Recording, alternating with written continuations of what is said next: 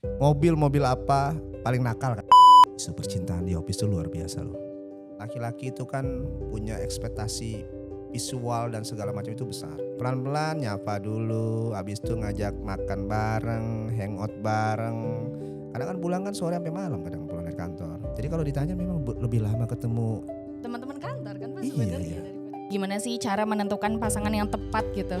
orang yang gonta-ganti pasangan, terjadi pernikahan dan perceraian itu kan banyak. Jadi susah memang menemukan dua hati yang berbeda, yang satu logik, yang satu rasa, diketemukan dalam satu tempat yang sama. Halo Sobat Office. Memang hari ini masih ngantor. Masih lah.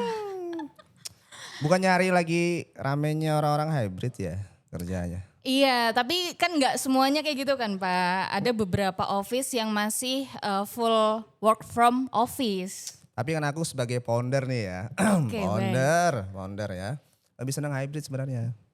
Hemat. Bener. Tapi jadi boros di kitanya karena harus ke coffee shop biasanya. nah itu dia. Tapi itu kayaknya menarik juga ya buat bisnis ya. Aku itu kan suka ide tuh. Emang di Jogja teman-teman yang hybrid itu banyak kan ya? Benar ya? Kalau di teman-temanku lumayan banyak yang hybrid. Emang di apa? Kalau emang nggak semua bisa dihybridkan kan? Biasanya anak-anak agensi sih. Oh, agensi. Karena kan biasanya klien mereka itu kan di Jakarta, di luar Jogja kan Pak. Tapi mereka punya yang luar negeri juga gak sih? Enggak, kebanyakan masih di lingkup nasional sih. Karena kemarin sempat rame itu bilang kerja Jogja gaji New York katanya. Misalnya, Ini gosip bukan itu ya? harapan semua orang seperti itu ya, bisa slow living di Jogja tapi gajinya gaji luar negeri gitu. Aku mengundurkan diri aja dah dari pengusaha kalau gitu. Itu harapan kita semua ya teman-teman. Eh, Itulah nasib para pekerja ini. Masih sendiri apa udah punya pasangan? Saat ini masih sendiri kebetulan. Ya buat teman-teman, yuk bisa komen. Aku masih ada cadangan sih, 3 slot. Waduh, bahaya ini guys. Tapi kayaknya seru deh. Aku sering banget denger itu ya. Mungkin kalau di Jogja nggak terlalu seru, nggak terlalu banyak sih beritanya. Tapi kalau di luar itu, maksudnya di Jakarta, isu percintaan di office itu luar biasa loh. Betul. Apalagi kalau misalkan karyawannya banyak. Itu Katanya daripada dia. pulang. Sorry. Ini gibah bukan apa ini? Ini gibah. Banyak kasus terjadi perceraian rumah tangga itu ya karena terjadinya percintaan di dalam kantor. Ceritanya gitu sih. Bener. Bahkan Pak sekarang itu ada konten kreator, aku lupa namanya siapa, tapi Kevin Mario atau Kevin siapa gitu. Dia itu bikin konten khusus buat cowok red flag di kantor. Wow. Jadi Bentar. udah spesifik tuh. Bentar. Emang cara red flag gimana modelnya? Biasanya mereka udah punya pasangan tapi masih genit ke anak-anak kantor. Si aku termasuk gak sih? Bisa dinilai sendiri ya teman-teman. Itu caraku untuk menyapa. Aku kan karyawan atau bahasa kita itu talent gitu ya. Caraku untuk menyapa. Jadi ya memang sedikit genit sih. Ini ada di jokes orang tua nih. Mobil apa paling nakal kata dia. Apa mobil apa? Innova genit.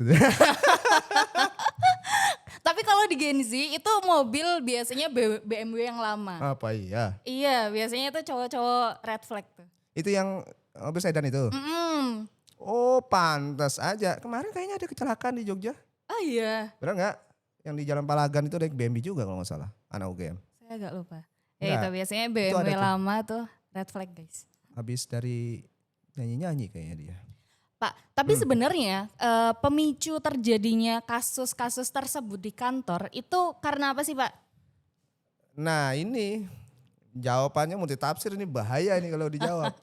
Apakah karena semakin kita dewasa, lingkup kita atau circle kita semakin kecil, jadi akhirnya karena di kantor ini kan kita bisa bersosialisasi 8 jam lebih gitu ya. Ya. Akhirnya terjadilah chinlock atau gimana sebenarnya? Kalau jawaban dari sisiku yang benar ya. Wah ini sisiku yang benar nih.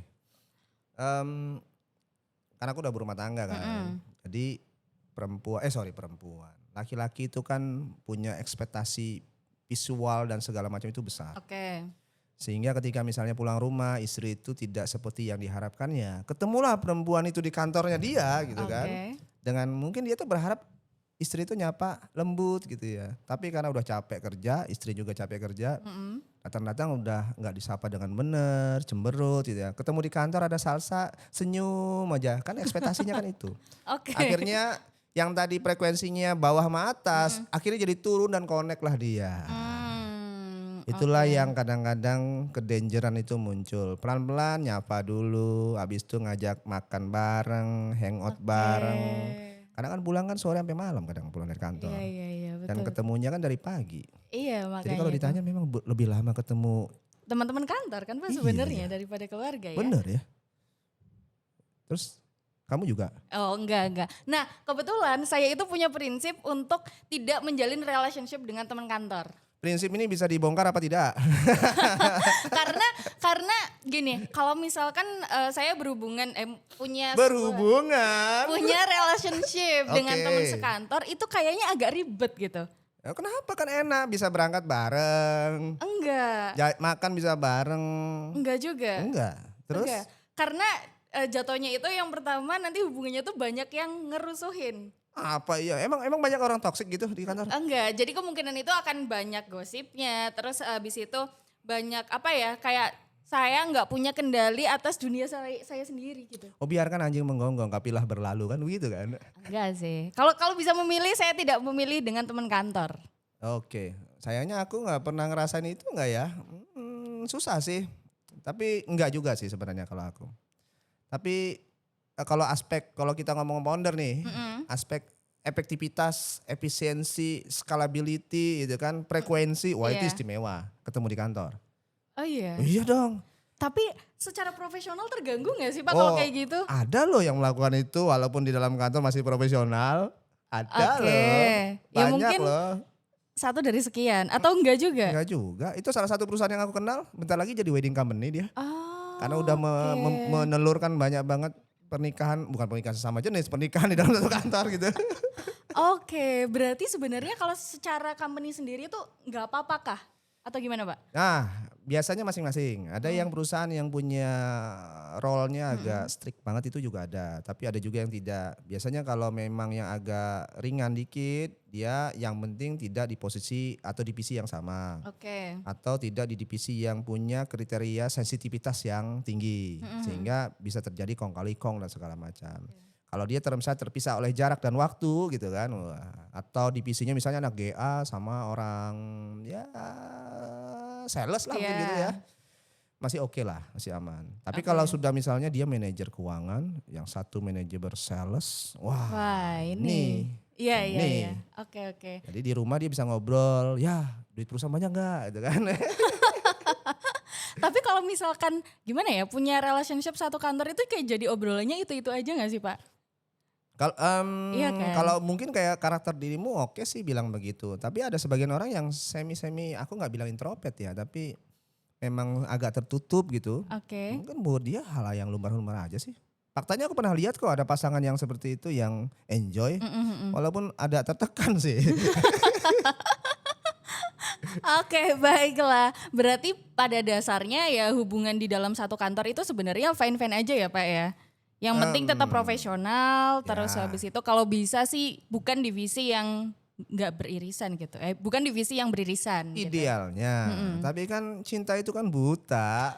Eh, Oh iya ya. bener sih sebetulnya cinta itu buta, tapi kan kadar kita bisa mencintai seseorang kan dari 0 sampai 100 kan Pak. Apa melankolis sekali nih. Dan sebenarnya kita bisa memilih nih dari waktu cintanya itu masih kecil, ini orang yang tepat atau bukan gitu. Emang bisa diprediksi gitu? Oh ya nggak mudah lah. Iya sih. Orang yang gonta-ganti pasangan, terjadi pernikahan dan perceraian itu kan banyak. Jadi susah memang menemukan dua hati yang berbeda, yang satu logik, yang satu rasa. Diketemukan dalam Iya. satu tempat yang sama. Ujung-ujungnya kan kalau bahasa aku tuh gini, menetralkan itu yang nggak mudah. Nah, menurunkan ekspektasi, menaikkan maklum. Wah itu cara satu syarat itu untuk berumah tangga yang sakinah mawaddah warahmah ya. Wah mantap sekali ya. Tips buat teman-teman semuanya. Emang mau nikah nggak? Kebetulan tidak dalam waktu dekat ini ya. Lagi kesulitan nyari pasangan. Lumayan sulit. Lumayan sulit Pak, beneran. Gen Z itu tuh banyak ininya problemnya di dalam percintaan. Ini aku kasih tahu. Kenapa banyak terjadi perselingkuhan di kantor? Kenapa? Karena laki-laki yang mapan itu biasanya udah di level-level tertentu, umur di atas 30 tahun. 35, 37 dan biasanya posisi udah kelas manajer, GM, director, bla bla bla bla bla. Nah, perempuan yang muda-muda ekspektasinya tinggi nih. Wah, pengennya main ke Switzerland, wah segitulah. Oke. Kalau dia mencari sesama satu kantor, bisa dihitung kapasitas dan kapabilitas dia. Makanya om-om banyak banget kan. Om-om kantor itu banyak. Oke. Nah, pokoknya kalau udah PA itu personal assistant gitu, udah kelihatan, yang dicari masih cantik aja gitu ya. Ya aku nggak bilang mereka terjadi begitu ya, tapi itu shortcut sih. Oke. Shortcut. Oke. Aku kasih tahu cluenya gitu kan. Nah itu kan kalau misalkan di level manajer ke atas ya Pak. Nah ternyata yang selingkuh itu di level staff gimana? Nah itu kurang bener menurut aku sih. Itu pelampiasan. Karena stres, leadernya nggak nggak kelar-kelar. Itu kayak teman kita satu tuh, anak WB itu biasa. Marah aja kerjaannya. Disebut itu. Disebut Iyalah. ya ini ya. Aku nggak bilang temen loh ya. Untung masih aku bilang temen tadi. Oke. Baiklah. Pak, tapi nih problem percintaan Gen Z kan ini lumayan rumit ya. Karena sekarang ini tuh banyak istilah-istilah baru. Kayak love bombing. Oh apa itu?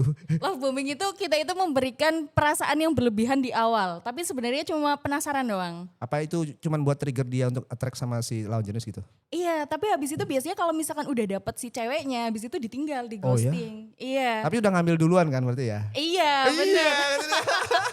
Gitu, jadi itu kayak banyak, cukup kompleks sebenarnya. Ah berarti dia invest dulu dong berarti ya?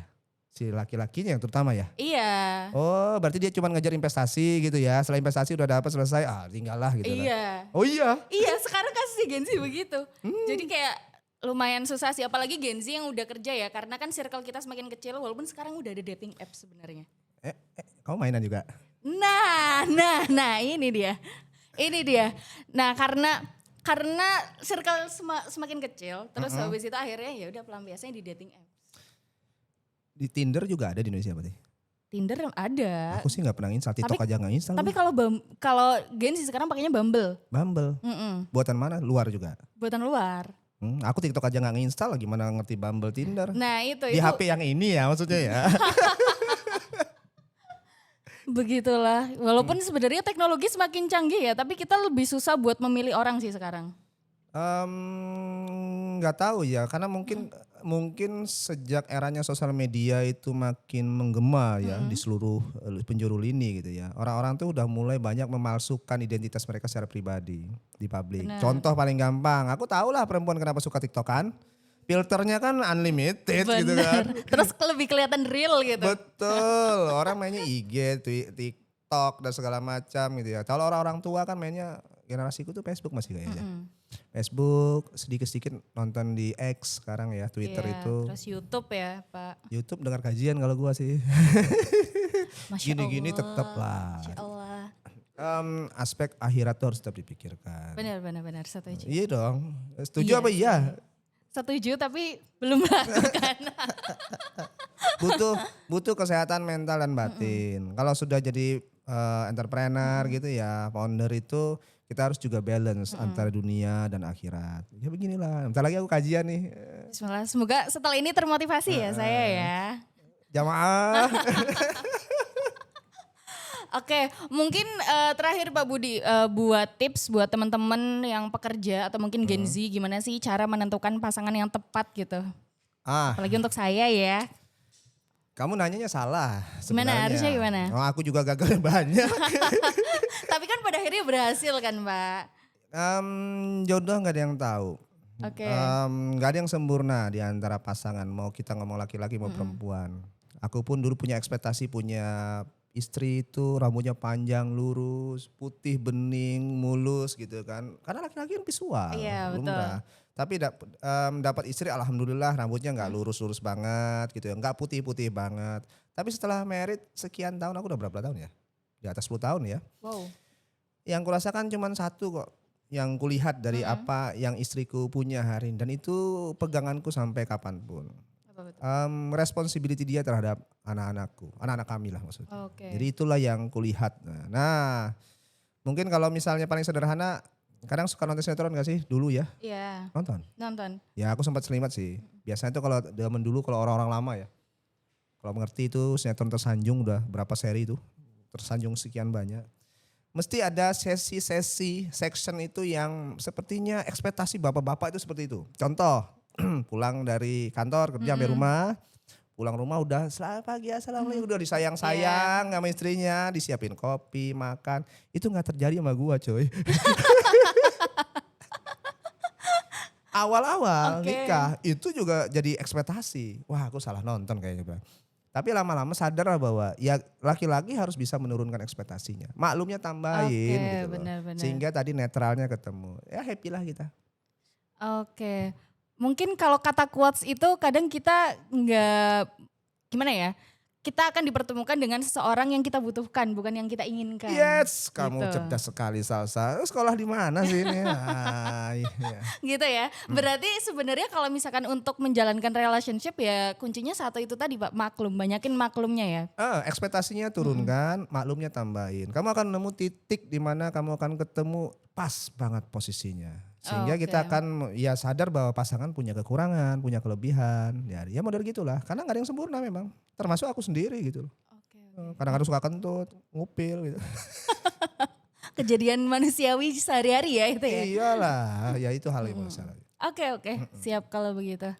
Oke, mungkin itu dulu Pak Budi. Nanti kita lanjut di episode selanjutnya ya. Kita harus undang-undang tamu yang agak-agak cantik dikit ya boleh ya? Boleh. Mari kita saksikan ya besok bintang tamunya siapa. Kalian harus tunggu. Oke, sampai jumpa di episode selanjutnya. Bye-bye. Bye.